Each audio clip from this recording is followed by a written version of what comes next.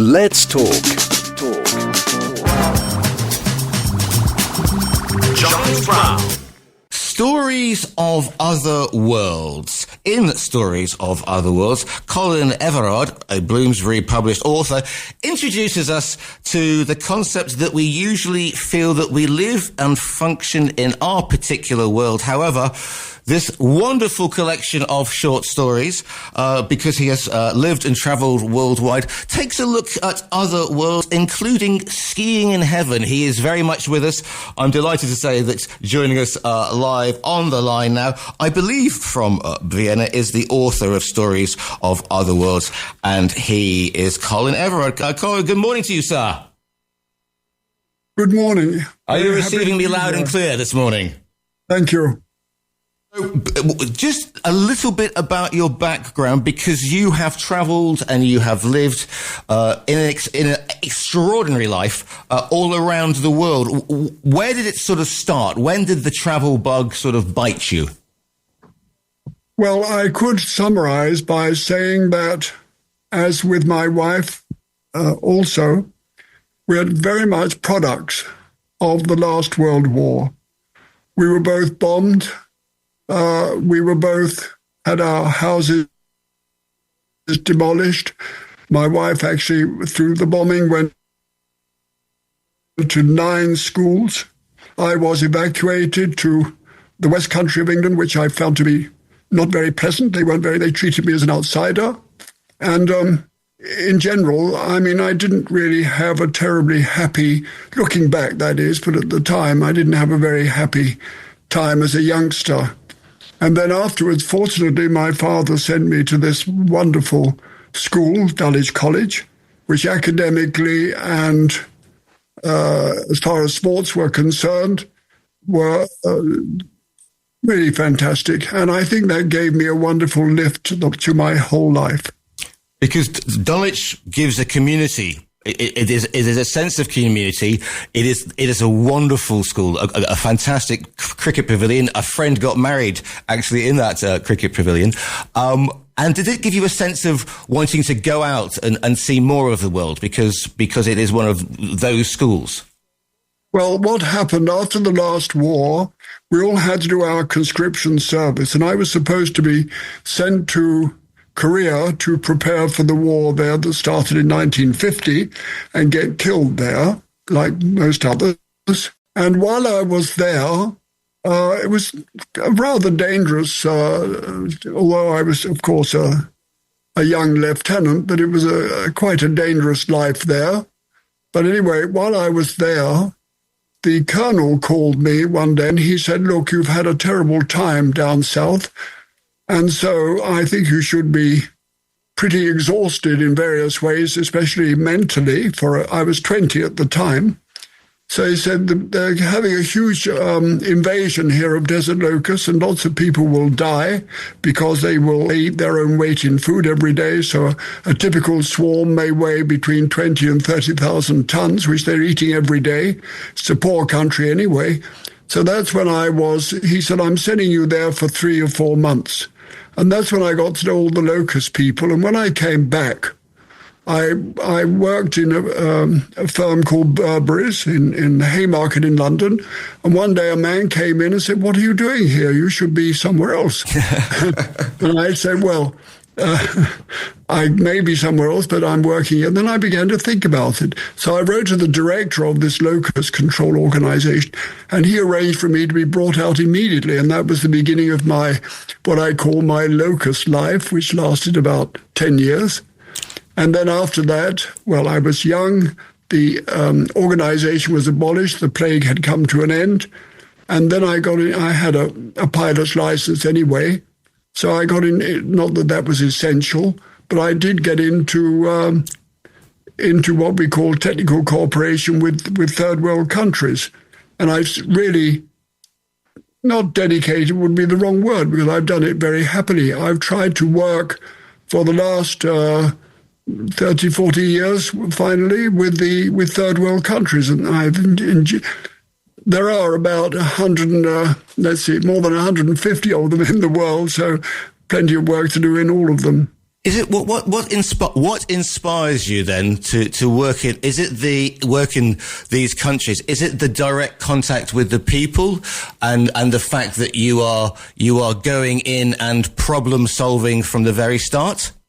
I think that you may well be correct, but I think one of the main reasons that I have enjoyed and tried to constructively work with these countries was the fact that, I mean, I know we live in a world where there will always be rich and poor, but some of them are so poor. I felt if I could contribute in some way to improving their lot, if you like, that it would be a good thing to do. I'm not a missionary or anything like that. We're all different. That's the way I happen to be made. And I enjoyed what I was doing. And I had in Asia, for example, where I ended up 75 projects to improve air safety because they had a tremendous infrastructure problem in all respects. Their tourism was expanding at the rate of 10% a year. Even a developed country would have a colossal problem. And I talked the other day, I happened to be flying somewhere, and I said to the captain, I used to work in Asia and had those. And this captain said, yes, I know, and I would like to thank you very, very much for everything that you did. It was a small contribution, but everything helps. You talk about first of all, solving the locust problem, and then amongst many things, helping develop air traffic safety systems. It is one of the most important things being able to as the saying would go, think out of the box, think creatively, so that you are able to come up with a solution, Colin. Is that maybe why you were so successful with these projects? Well, thank you very much. We were on the whole successful, although, of course, I happened to be coordinating them, and there were, every project had a project manager. I think one of my pluses, if I may mention it, perhaps because of Dulwich, I don't know why, but I've always sought the truth. And I always remember once sitting in a very large meeting in Vietnam, and I said, you have to do A, B, and C, because flying here is not safe. And if you don't do it, you're going to have an accident one of these days. And they all roared and more or less said, send him home. I said, you can send me where you like, but it will not change anything here. You've got to do so. And unfortunately, the following week, they did have an accident because most of their pilots in the civil transport area had been military pilots, and they just had this sort of complex. They thought they could do anything. And this fellow pilot, he came in on Bangkok. He was told to divert because of a huge storm. He didn't, and the aircraft crashed. So, but I think my main strength throughout the whole of my life has been to seek the truth, be truthful, and just, without being dramatic, say things as they are. And I think people then, they tend to get the message. The book looks at what you describe as other worlds, because we all live in our own particular and in some cases peculiar world. Maybe now with social media, we think we know what other worlds are like, but you have to be on the ground, don't you? You have to be the sights, the smells, the sounds to really get a feel of a different culture in a different country. I agree with you completely. If I may say so, I was only thinking yesterday, this is my 6th book, and in every other case, I had a very clear reason to write the book. And I really began to wonder, why did you write this one? Excuse me. First of all, my wife had died a few months earlier, so I was suffering from grief like any other person would do. And I suppose that was an element that I wanted to get back to distract myself somehow. Number 2, I realized that my own world had changed very, very dramatically.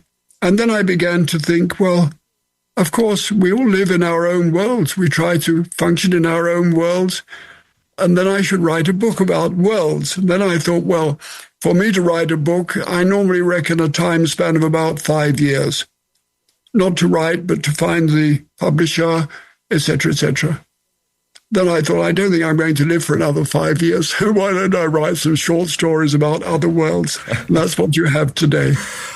In your experience, because I was at a lunch yesterday with some old African hands on one side and some old people who have been in Asia, and the underlying thing that we were talking about was the fact that in general, despite what you see on the news and in your social media, people are thankfully generally good-natured, nice, and giving. Is that your experience as well? Is that what you're trying to prove as well, Colin, in your book? Well, I'm not trying to prove it, but I agree with that very strongly. I've always felt the whole of my life I should avoid arguments, quarrels, and things like that, and always give rather unpleasant people a chance to be nice. And sometimes they can be quite nice. No, you're quite right.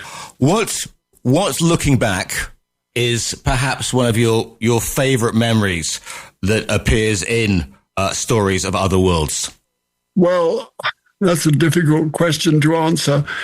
I would say the time that I spent in Asia, although I worked myself to the bone and living in Montreal, there was a 12-hour difference, for example, between the time in Bangkok, where we had a regional office, and the time in Montreal. So often I was working late at night. I would say that the time in Asia was very rewarding personally, and I hope I did some good somewhere. Incredibly busy. For example, I used to gauge our meetings, which were very important meetings and had to be monitored and all the rest of it. For example, one day, I stayed up all night writing a project document in Karachi in Pakistan, and then I left in the morning and had meetings in Sri Lanka, and in the afternoon, I was in the Maldive Islands, where they had gone from no tourism to 170,000 in the space of 18 months. Good grief. So, of course, they had a big problem in all respects, not to mention flight safety. So I was very, very keen and busy, and I hope I may have helped a little bit. The book is called Stories of Other Worlds. It is by Colin Everard, who we're speaking to today, and you can order it via our own virtual bookstore on TRE.radio. Colin, can I just say thank you for your time today, and may I wish you a very Merry Christmas. Thank you. Same to you. Thank you. Bye-bye.